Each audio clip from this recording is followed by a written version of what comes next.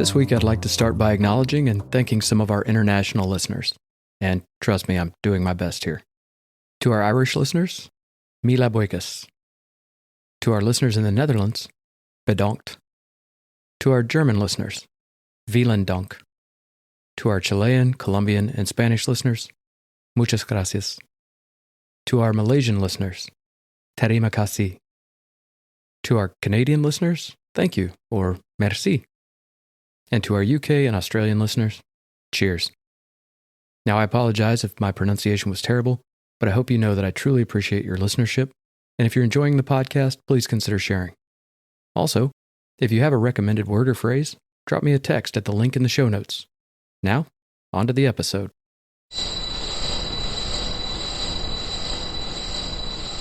It starts with a factory, a long, sterile corridor of assembly lines whirring to life. Steel arms weld with precision, conveyor belts never tire, and an entire ecosystem of mechanical efficiency hums with tireless resolve. In this world, machines don't need breaks, they don't complain, and they don't ask for raises. But at what point do they become more than just tools? When does a machine stop being an extension of human labor and start being something else? The word for these tireless workers, robot, feels like it's always been a part of our vocabulary. But unlike words that emerged organically over centuries, robot has an exact birthday. It was created, almost as if manufactured in a literary workshop, to warn us about the very thing we now take for granted. Today on Lexiconned, we're cracking open the circuits of history, etymology, and science fiction to uncover the surprising origins of the word robot. To trace the word robot, we have to step back to the early 20th century to the newly formed nation of Czechoslovakia. In 1920, a playwright named Karel Čapek premiered a groundbreaking play titled R.U.R, or Rossum's Universal Robots. The story?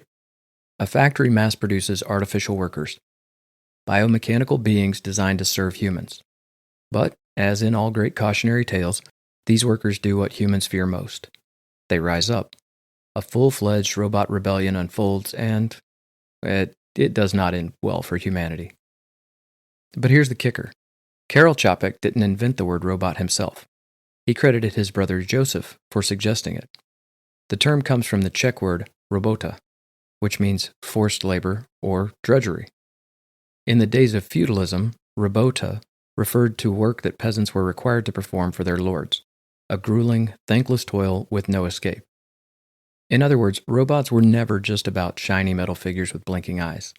They were about labor, about exploitation, and about what happens when the workers, mechanical or otherwise, decide they've had enough. The word robot spread quickly beyond that stage.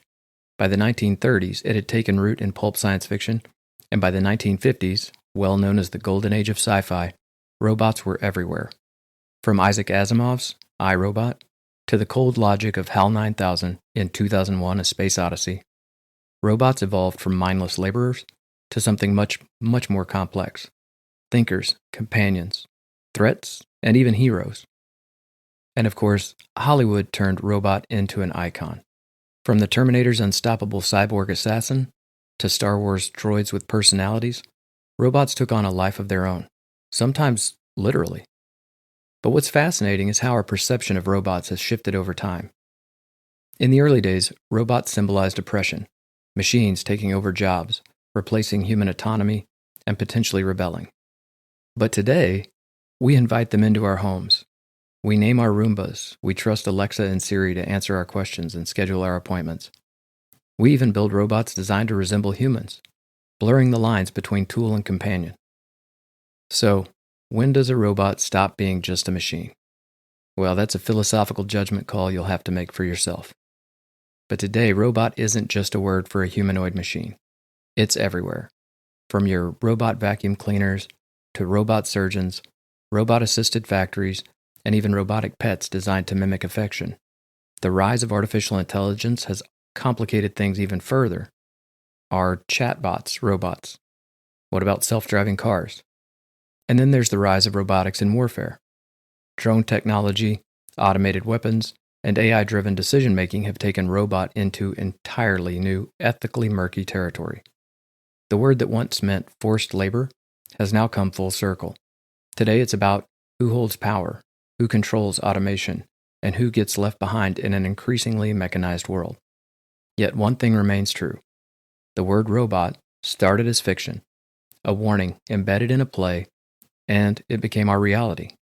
What's next? Well, I'll leave that to the machines to decide.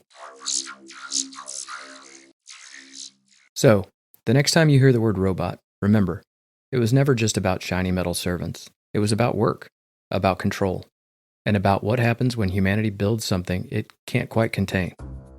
I'm TJ, and this has been Lexiconned. If you enjoyed today's episode, don't forget to subscribe, leave a review, and if you're feeling brave, be kind to your Roomba. You never know who or what is listening.